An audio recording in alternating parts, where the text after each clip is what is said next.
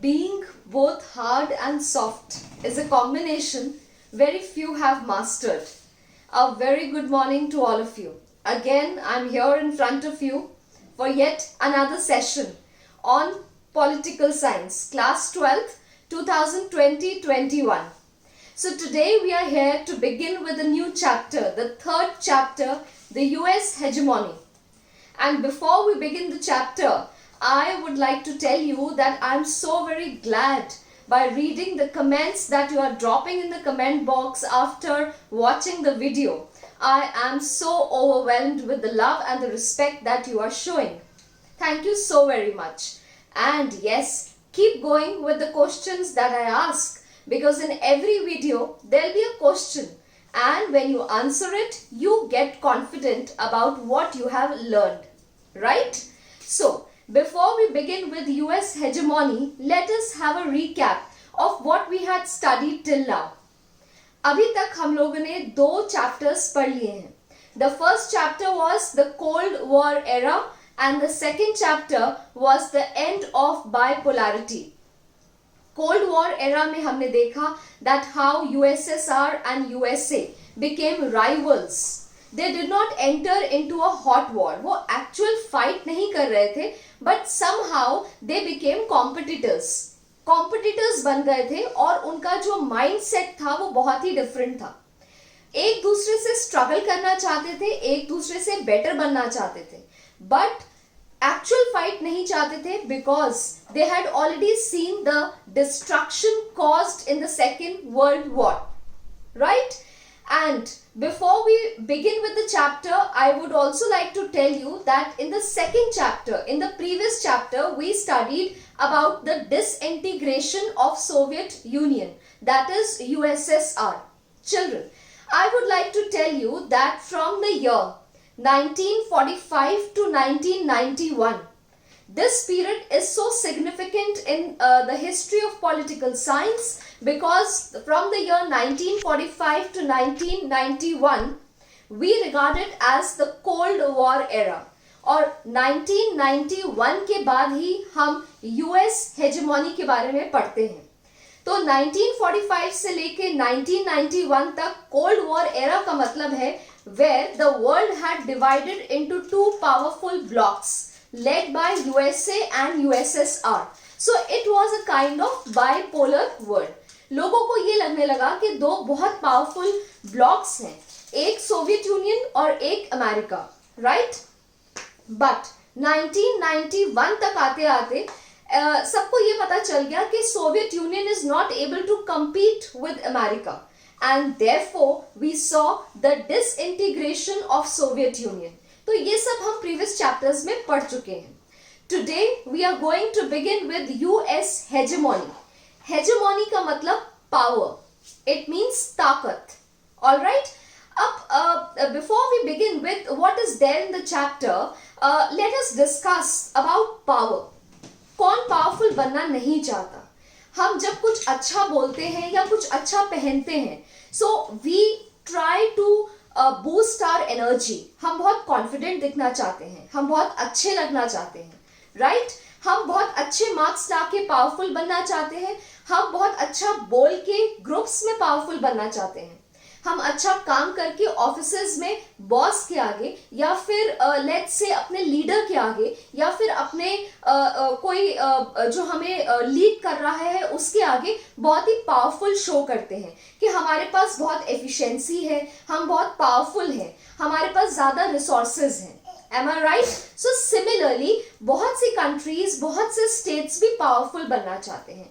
हर कोई पावरफुल बनना चाहता है, उसी तरह से ग्रुप ऑफ कंट्रीज भी पावरफुल बनना चाहती हैं. So here we are talking about hegemony. The word hegemony means powerful. Is that clear? The year 1991 and then onwards talks about the American hegemony. It talks about the US hegemony.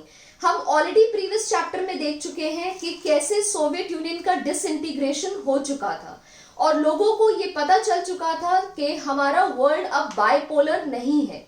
Now it will be called as a unipolar world. Unipolar मतलब सिर्फ एक ही power exist करेगी और वो है American power, वो है USA की power, right? And before again we go to the slide work, I would like to tell you that herein, before we begin with the chapter, we will see that how USA was able to establish its hegemony in different ways. आज अगर हम USA को powerful कहते हैं, आज अगर हम USA को स्ट्रॉन्ग या इन्फ्लुएंशियल कहते हैं, तो उसका एक ही मतलब है कि चाहे वो मिलिट्री हो, चाहे वो साइंस हो, चाहे वो टेक्नोलॉजी हो, कल्चर हो या वे ऑफ लिविंग हो, या उनके खाने पीने का कोई तरीका हो, हम हर तरीके से यूएसए को अपने से ज्यादा पावरफुल मानते हैं. हम हर तरीके से, हर वे से यूएसए को अपने से ज्यादा प्रोग्रेसिव मानते हैं. Right? So let us begin with this new chapter with a new zeal. Moving on to our first slide. Overview. All that I have discussed with you is written here, so let me have a reading so that it becomes more clear. The end of the Cold War left the US without any serious rival in the world. जब Cold War खत्म हो गया, which year I am talking about? I am talking about 1991. I repeat, from the year 1945 to 1991 has been regarded as the Cold War era. Okay? From 1991 till this day, we are living in a unipolar world जहाँ पे एक ही power exist करती है और वो है the powerful country USA. Is that clear? Now, the era since then has been described as the period of dominance or a unipolar world. The word dominance मतलब powerful. तो तब से लेकर अब तक सिर्फ एक ही country powerful मानी जाती है और वो है USA. Students, I would also like to tell you here that when I say USA, I mean United States of America. We begin by narrating the story of the rise of the New World Order from the first Gulf War to the US-led invasion of Iraq. हम बहुत से invasions की बात करेंगे इस chapter में, जहां पे यूएसए ने अपनी सुप्रीमेसी, अपनी पावर को दिखाने के लिए बहुत सारे इन्वेजन्स किए थे. But before that let us understand what does hegemony mean, और उसके लिए हम एक बहुत अच्छी स्टोरी सुनते हैं. Yes, today is a time of a storytelling. So let us see what this story has for us. It is a story of three people, three youngsters. And उसकी story आने से पहले उनके बारे में मैं आपको कुछ बता दूं. It is a story of Aisha, Jabu and Andre. So let us see what all it has. Moving on to our next slide. Story of Aisha, Jabu and Andre. Aisha was doing very well in her studies at a high school in the outskirts of Baghdad and was planning to study medicine. Medicine मतलब वो doctor बनना चाहती थी. In university, she lost a leg in 2003 when a missile slammed into air raid shelter in which she was hiding with her friends. Now she is learning to walk all over again. How sad. Aisha was a brilliant student and she wanted to become a doctor by getting into medicals. लेकिन एक missile accident में उसकी एक leg चली जाती है. She loses one of her leg. Okay, and now she is learning to walk. तो आप समझ सकते हो what a sad story of hers it might be. उसको कैसा लगा होगा, उसकी लाइफ का एक पार्ट ही चला गया होगा. How emotional and how sad she would have been. जो एक लड़की डॉक्टर बनना चाहती थी, पढ़ाई में इतनी अच्छी थी, वो ऑलरेडी क्या बन जाती है, handicap. Alright, and she needs a doctor and an attendant for herself. Jabu, that is the second person that the story I am narrating here is Jabu. Jabu is a talented young artist who lives in South Africa.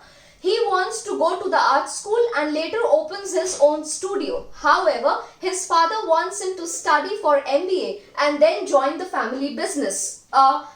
Difference of opinion. आपने बहुत अच्छे से class 11th में एक poem पढ़ी है, father to सन. हम हमेशा देखते हैं कि एक जनरेशन गैप फादर और सन में रहता ही है, चाहे मदर डॉटर हो, चाहे फादर सन हो, या कोई भी दो रिलेशंस हो. अगर उनमें जनरेशन गैप है तो डिफरेंस ऑफ ओपिनियन तो रहता ही है. So here this story tells you the story of Jabu. He wanted to be an artist, he wanted to be a musician, whereas his father wanted him to do MBA and join the family business. So difference of opinion. Moving on to our next slide. Andre is a young man living in Australia. ये उस तीसरे जने की story है जो हम यहाँ पर डिस्कस कर रहे हैं. ये ऑस्ट्रेलिया में रहता था. His parents are immigrants from Russia. His mother gets very angry every time Andrew puts on the blue jeans to go to church. अब जब भी वो अपनी ब्लू डेनिम्स पहन के चर्च में जाता था, उसकी मम्मी उसको बहुत स्कॉल करती थी, बहुत डांटती थी कि ऐसा क्यों, चर्च में हमेशा फॉर्मल्स पहनकर जाया करो. Why do you have to wear these denims all the time? Denims, you understand, the blue jeans. Okay, so she wants him to look respectable in church. Andrew tells his mother that jeans are cool. जैसे कि हम अपने parents को बोलते हैं, let us wear what we want to. If we want to wear shorts, we want to wear denims, we want to wear those cut sleeves tops, you know, they look so cool. हम हमेशा अपने parents को समझाते हैं कि mummy papa आपको नहीं पता आजकल का क्या फैशन है. तो उसी तरह से जो एंड्री है वो भी अपनी मम्मी को बोलता था कि मम्मी आपको नहीं पता क्या फैशन है, let me wear the cool jeans, okay, when I go to church. Now that they give him the sense of freedom. और ऐसा पहन के उसको बहुत ही फ्री महसूस होता था. Andrew has had an argument with his mother. Jabu may be forced to study the subject that he has no interest in. And in contrast, Aisha has lost her leg in and is lucky to be alive. तो हमने किन तीन जनों की story पढ़ी? हमने पढ़ा आयशा के बारे में, जो कि बहुत ही ब्रिलियंट स्टूडेंट थी, मेडिकल ज्वाइन करना चाहती थी, but in a missile accident she lost her leg. Then we talked about Jabu who wanted to be a musician, an artist, but his parents wanted him to join MBA and furthermore to join in the family business and provide some help. And then we studied about Andrew. He wanted to wear those blue jeans and go to church, but his parents told him, particularly his mother told him, it doesn't look good if you wear those, you know, cool denims and go to church. It doesn't look respectable, right? Moving on to our next slide. How can we even discuss their problems in the same parameter? अब आप मुझे ये बताइए कि इन तीन जनों को क्या आप एक ही पैरामीटर पर रखकर उनके बारे में डिस्कशन कर सकते हैं? नहीं, क्योंकि इन तीनों की प्रॉब्लम्स अलग हैं. इन तीनों का वे ऑफ ओपिनियन अलग है, वे ऑफ लिविंग अलग है. तो हम इन तीनों की प्रॉब्लम्स को एक तरह से नहीं डिस्कस कर सकते. All three have been in different ways affected by US hegemony. But ये तीनों ही US hegemony से affected हैं. कैसे? Let's see. We will follow the popular usage of the word America. अभी मैंने आपको बताया कि अमेरिका जब मैं बोलूंगी तो उसका मतलब होगा क्या? अलग. और जब मैं US से बोलूंगी तो उसका क्या मतलब होगा? Whenever we follow the word America to refer the United States of America, but it may be useful to remind that expression America covers the two continents of North and South America, and that the US is only one of the countries of the American continent. Thus, the use of the word America solely is for US already and a sign of US hegemony that we seek to understand in this chapter. तो हम US hegemony के बारे में पढ़ने जा रहे हैं, but उससे पहले ये बहुत important है कि हमें ये पता हो that what does hegemony mean? Hegemony means power. Hegemony means dominance. Hegemony means ताकत. एक पावरफुल कंट्री जो दूसरों पर अपनी ताकत आजमाती है. एक वैसी कंट्री जो कि और कंट्रीज को इंस्पायर करती है. कैसे? Let's see. We are moving on to the next slide. What does hegemony mean? Hegemony in politics is all about power. जब भी हम पॉलिटिकल साइंस पढ़ते हैं तो उसमें एक वर्ड पॉलिटिक्स का मतलब क्या है? पावर. कि हम कैसे अपनी पावर को एक्सरसाइज करते हैं. Just as individuals want to gain retain power, groups too want to gain and retain power. जब मैंने ये वीडियो स्टार्ट किया था तब मैंने आपको बताया था कि जिस तरह से हर पर्सन अपने आप को पावरफुल शो करना चाहता है, पावरफुल बनना चाहता है, रिस्पेक्टेबल बनना चाहता है, प्रिविलेज्ड बनना चाहता है, और ये चाहता है कि मैं सबको इंस्पायर करूं. राइट?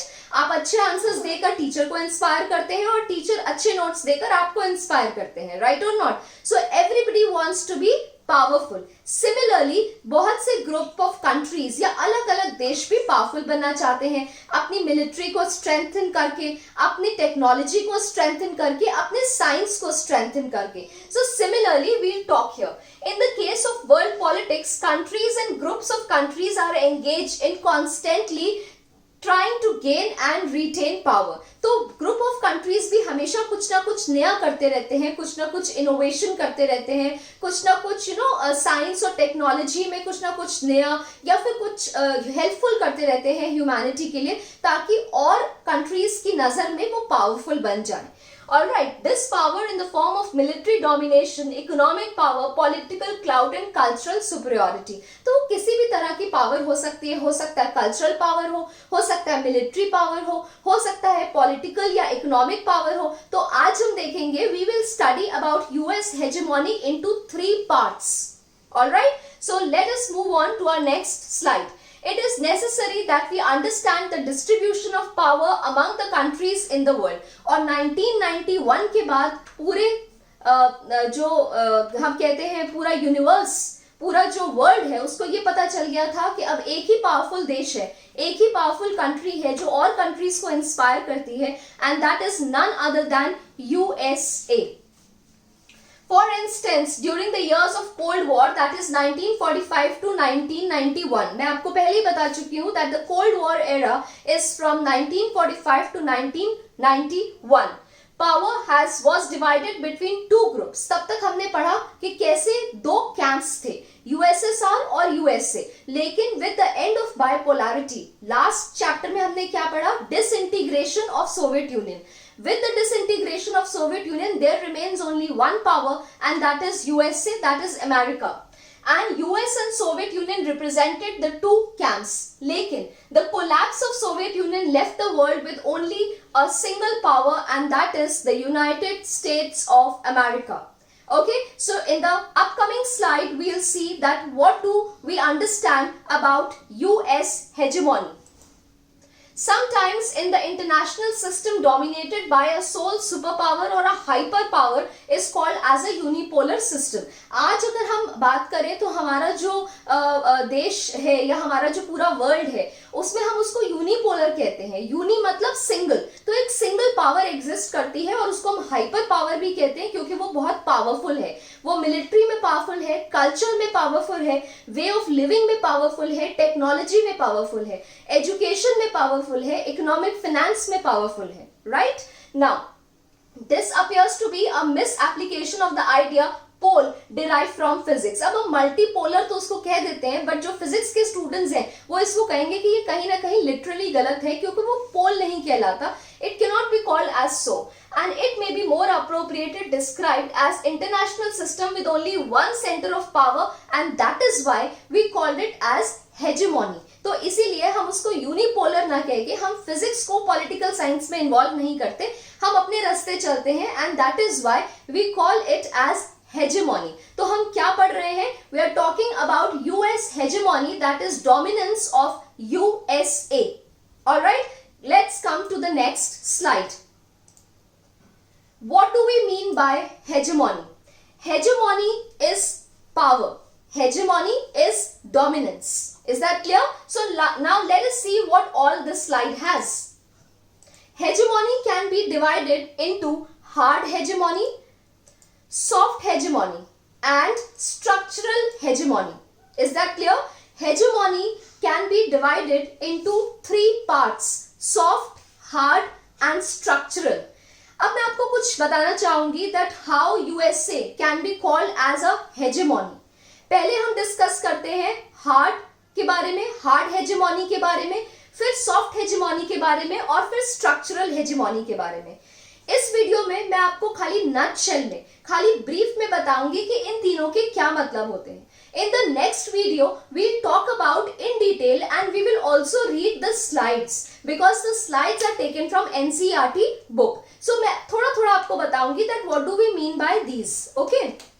जब हम यूएसए की मिलिट्री के बारे में डिस्कस करते हैं, उसकी मिलिट्री स्ट्रेंथ के बारे में डिस्कस करते हैं, तो वो हार्ड हेजेमोनी कहलाता है. दैट मीन्स वो यूएसए अपनी मिलिट्री को स्ट्रेंथन करता जा रहा है और वो फ्री में नहीं आ रही, वो मिलिट्री पर इतना पैसा खर्च करता है. कहा जाता है कि जो उसका पेंटागन बजट है उसमें वो उसका पैसा इतना ज्यादा मिलिट्री में लगाता है कि अगर पूरे वर्ल्ड की 12 कंट्रीज अपना बजट मिलाकर भी लगाएं तो भी वो कम पड़ेगा। तो that means that USA is spending a large amount from its budget on it's military.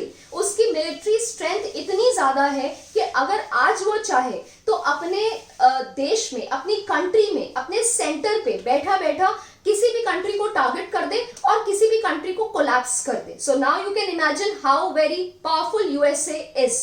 तो जब हम यूएसए की मिलिट्री स्ट्रेंथ के बारे में बात करते हैं, we mean hard hegemony. Now let us see कि कितने लोग पिज्जा खाना चाहते हैं, कितने लोग शॉर्ट स्कर्ट्स पहनना चाहते हैं और कितने लोग वो लाइफस्टाइल चाहते हैं जो यूएसए में है। Am I right? We all want that lifestyle and we are so inspired by USA.